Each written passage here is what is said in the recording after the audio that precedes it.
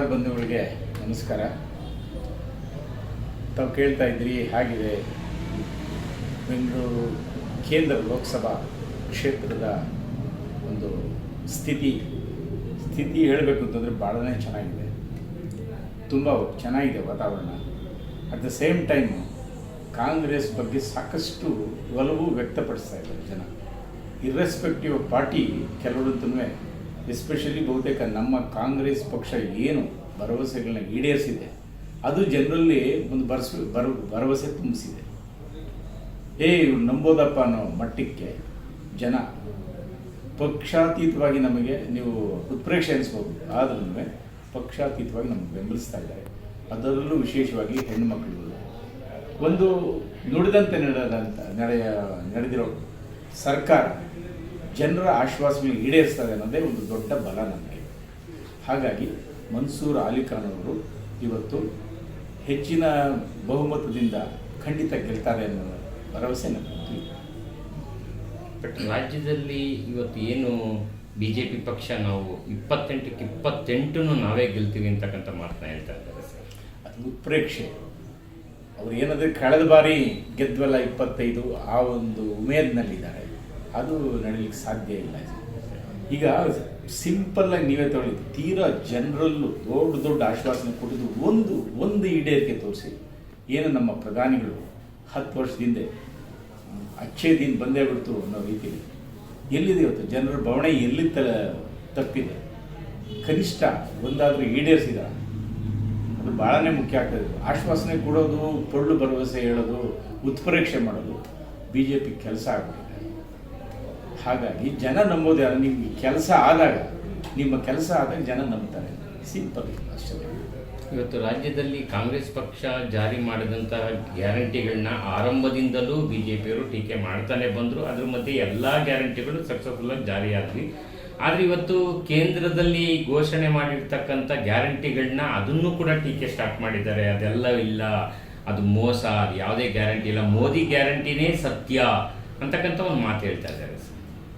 ಈಗ ಕರ್ನಾಟಕ ಸರ್ಕಾರ ತಮಗೆಲ್ಲ ಗೊತ್ತಿದ್ದಂಗೆ ಗ್ಯಾರಂಟಿಗಳನ್ನ ಈಡೇರಿಸಿದ್ದಾರೆ, ಇಂಪ್ಲಿಮೆಂಟೆಡ್ ಸಕ್ಸಸ್ಫುಲಿ. ಅದೇ ಗ್ಯಾರಂಟಿ ಪದ ಕದ್ದುಕೊಂಡ್ರು ಇವತ್ತು BJPನವರು. ಮೋದಿ ಗ್ಯಾರಂಟಿ ಅಂತ ಯಾಕೆ ಪದ ಉಪಯೋಗಿಸಿದ್ರು? ಮೋದಿ ಗ್ಯಾರಂಟಿ, ನಾವು ಗ್ಯಾರಂಟಿ ಬರೀ ಸುಳ್ಳು ಪೊಳ್ಳು ಅಂತ ಹೇಳಿದ್ರು, ನಿಮ್ಮ ಕಣ್ಣು ಮುಂದೆ ಇದೆ. ಅದೇ ರೀತಿ ಭರವಸೆ ಏನು ಅಂದರೆ, ಕರ್ನಾಟಕ ಸರ್ಕಾರ ಜನರ ಭರವಸೆ ಕೊಟ್ಟಂಥ ಗ್ಯಾರಂಟಿ ಈಡೇರಿಸಿದೆ. ಅದೇ ರೀತಿ ಕಾಂಗ್ರೆಸ್ ಸರ್ಕಾರ ಸೆಂಟ್ರಲ್ ಬಂದು ಕೂಡ ಭರವಸೆ ಇಟ್ಟೇ ಇಡ್ತಾರೆ. ಕರ್ನಾಟಕದಲ್ಲಿ ಕೊಟ್ಟ ಮೇಲೆ ನಾವೇ ಕೂಟ ಹಾಕ್ಬಾರ್ದು, ಅವ್ರ ಮೇಲೆ ಯಾಕೆ ಭರವಸೆ ಇಡಬಾರ್ದು ಅನ್ನೋದು ಜನರ ಒಂದು ನಂಬಿಕೆ ಅಷ್ಟೇ, ನಂಬಿಕೆ, ವಿಶ್ವಾಸ. ಸೊ ಇವತ್ತು ರಾಜಕೀಯದಲ್ಲಿ ಟೀಕೆ ಮಾಡೋ ಬರದಲ್ಲಿ ಅವ್ರನ್ನ ಇವರು ಇವತ್ತು ಎಲ್ಲ ಸಾರ್ವಜನಿಕರನ್ನ ಮುನ್ನೆಲೆಗೆ ತೊಗೊಂಬರ್ತಕ್ಕಂಥದ್ದು, ಮಹಿಳೆಯರು ದಾರಿ ತಪ್ತಾ ಇದ್ದಾರೆ ಅಂತಕ್ಕಂಥದ್ದು, ಈ ರೀತಿಯಾದ ವ್ಯಕ್ತಿಗತವಾದ ಹೇಳಿಕೆಗಳನ್ನ ಸಮಾಜಕ್ಕೆ ಕೊಡ್ತಾ ಇದ್ದಾರೆ. ಏನು ಹೇಳ್ತೀವಿ?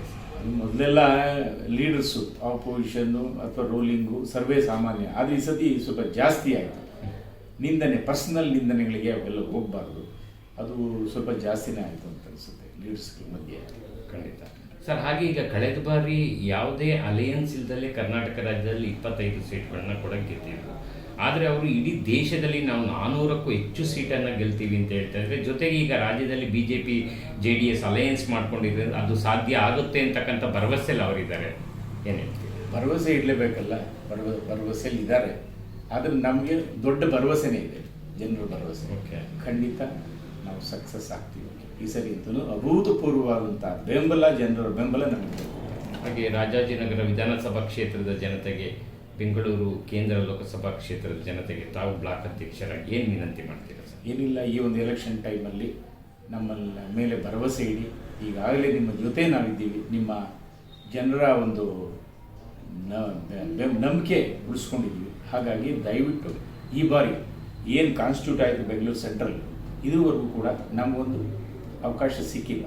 ಈ ಸತಿ ಒಬ್ಬ ಒಳ್ಳೆ ಸಭ್ಯ ಸಜ್ಜನಿಕ ಒಬ್ಬ ವ್ಯಕ್ತಿ ಬಂದಿದ್ದಾನೆ, ಎಜುಕೇಷನಿಸ್ಟು, ತುಂಬ ಉದಾರಿ ಅಂಡ್ ಎಜುಕೇಟೆಡ್ ಆಲ್ಸೋ. ಅಂಥ ಒಂದು ವ್ಯಕ್ತಿಗೆ ಇವತ್ತು ಬೆಂಬಲ ವ್ಯಕ್ತಪಡಿಸಿ ಅವನ್ನ ಗೆಲ್ಲಿಸೋ ರೀತಿಯಲ್ಲಿ ದಯವಿಟ್ಟು ಅವೆಲ್ಲ ಬಂದು ವೋಟ್ ಮಾಡಿ ಅಂತ ನಾನು ಅದು ಕೇಳ್ಕೊಂಡು ಇಚ್ಛೆ. ಮನ್ಸೂರ್ ಅಲಿಖಾನ್ ಅವರ ಕ್ರಮ ಸಂಖ್ಯೆ 1 ಅದರ ಮುಂದೆಗಡೆ ಹಸ್ತದ ಗುರುತಿಗೆ ತಾವೆಲ್ಲ ಮತವನ್ನು ಹಾಕಿ ಸಂಪೂರ್ಣ ತಮ್ಮ ಬೆಂಬಲ ನಮ್ಮ ಕ್ಯಾಂಡಿಡೇಟ್ಗೆ ಕೊಡಬೇಕು ಅಂತ ನಾನು ಕೇಳ್ಕೊಳ್ಲಿಕ್ಕೆ ಇಚ್ಛೆ.